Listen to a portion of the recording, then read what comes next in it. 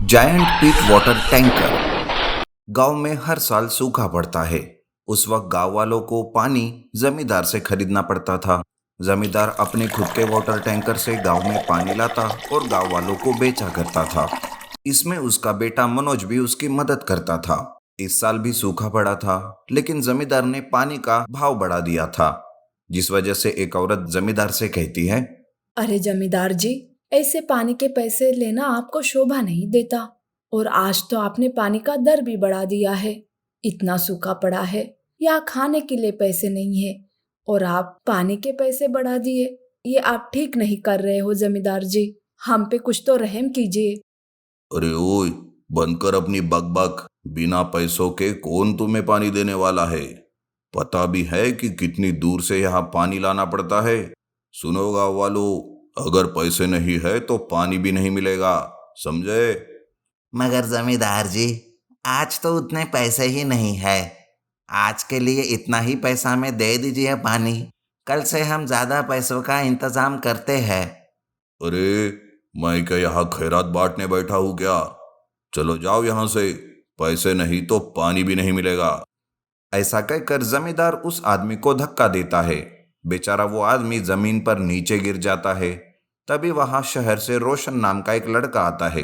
वो उस आदमी को उठाते हुए कहता है, कल से इस गांव में वाटर टैंकर से पानी मैं लाऊंगा और पूरे गांव में फ्री में बांटूंगा। जमींदार जी, आपको ऐसे लोगों का फायदा उठाना शोभा नहीं देता। अबे तू है कौन बे शहरवासी, बड़ा आया मुझे सिखाने वाला? मैं भी देखता हूँ कि तुम कैसे पानी लाते हो और कैसे बांटते हो फ्री में इस गांव में। जमींदार ऐसा कहकर अपने बेटे मनोज के साथ गांव वालों को बिना पानी दिए वहां से चला जाता है। उधर गांव वालों को रोशन की बातों से तसल्ली मिलती है, पर जमींदार को तो रोशन पर बहुत ही गुस्सा आता है।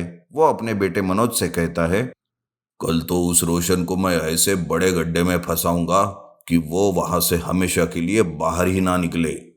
बड़ा फुदक रहा था ना, सारी अकड़ निकाल के रखता हूं मैं।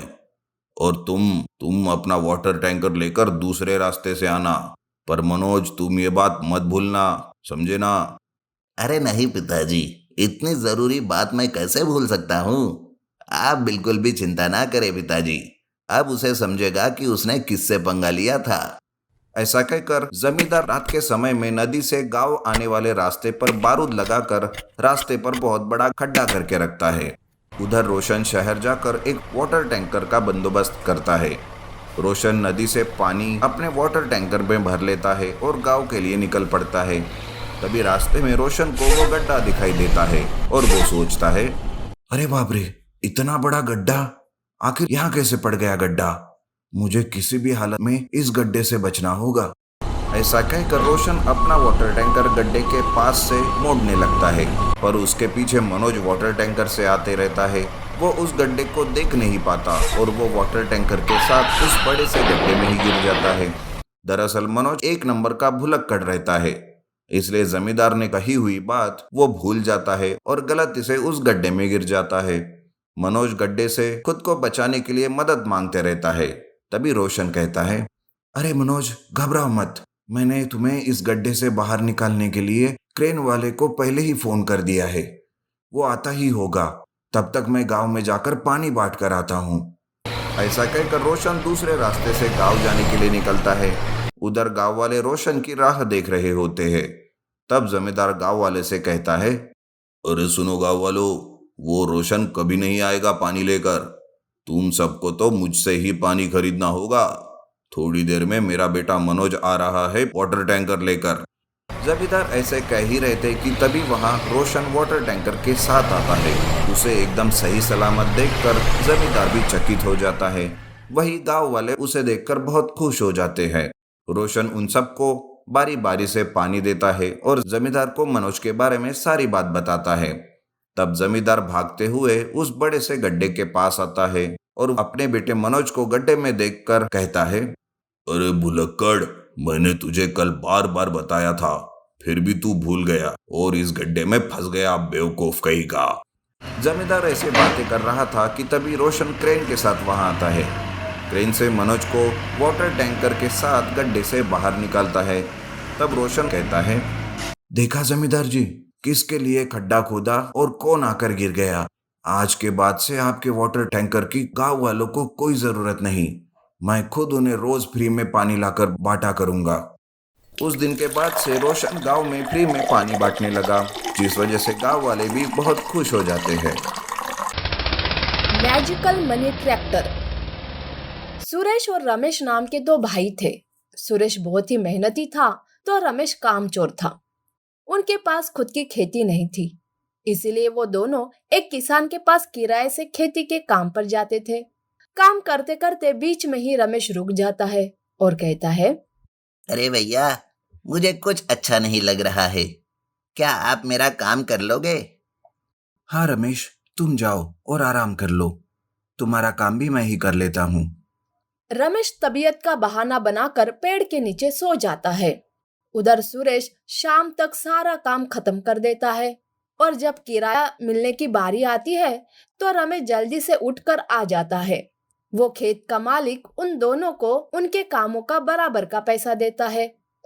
रमेश को पैसे उस काम के मिलते हैं जो कि उसने किया ही नहीं। तब रमेश सोचता है, अरे वाह, ये तो बड़ा अच्छा आइडिया है।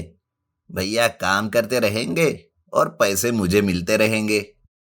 रमेश उस दिन के बाद से बस इसी तरह से काम चोरी करने लगता है। सुरेश भी रमेश को कुछ नहीं बोलता था। कुछ दिनों के बाद उन दोनों की शादी हो जाती है। दोनों भी अलग अलग रहने लगते हैं, पर रमेश की काम चोरी वैसे के वैसे ही रहती है। एक बार सुरेश काम से देर से आता है, तब उसकी पत्नी कमला कहती है, आप इतने देर से क्यों आए हो जी? रमेश भैया तो कब से आए हैं घर में। अरे थोड़ा ज्यादा काम था, इसलिए देरी हो गई। हाँ हाँ, मैं सब समझती हूँ आपकी देरी का कारण। रमेश भैया का काम आप ही करके आए होंगे। आप रमेश भैया को कुछ कहते क्यों नहीं जी? वो अपना काम आप पर थोप देते हैं और घर आकर आराम करते रहते हैं। अरे अभी वो छोटा है, धीरे धीरे सब समझ जाएगा। तुम छोड़ो इस बात को, चलो खाना लगाओ, मुझे बहुत जोरों की भूख लगी है। कमला को रमेश की कामचोरी दिखाई तो दे रही थी, पर सुरेश अपने भाई से बहुत प्यार करता था, इसलिए वो उसे कुछ भी नहीं कहता था। एक बार दोनों भाई मिलकर खेत में काम करने जा रहे थे कि तभी एक पेड़ के नीचे एक साधु बाबा तपस्या करते हुए वो दोनों देख लेते हैं। तभी एक बड़ा सा जहरीला सांप उस साधु बाबा की तरफ जाते हुए वो दोनों देख लेते हैं। ये देखकर रमेश डर के मारे वहां से भाग जाता है, पर सुरेश बहुत ही हिम्मत करके उस सांप को पकड़कर दूर फेंक देता है।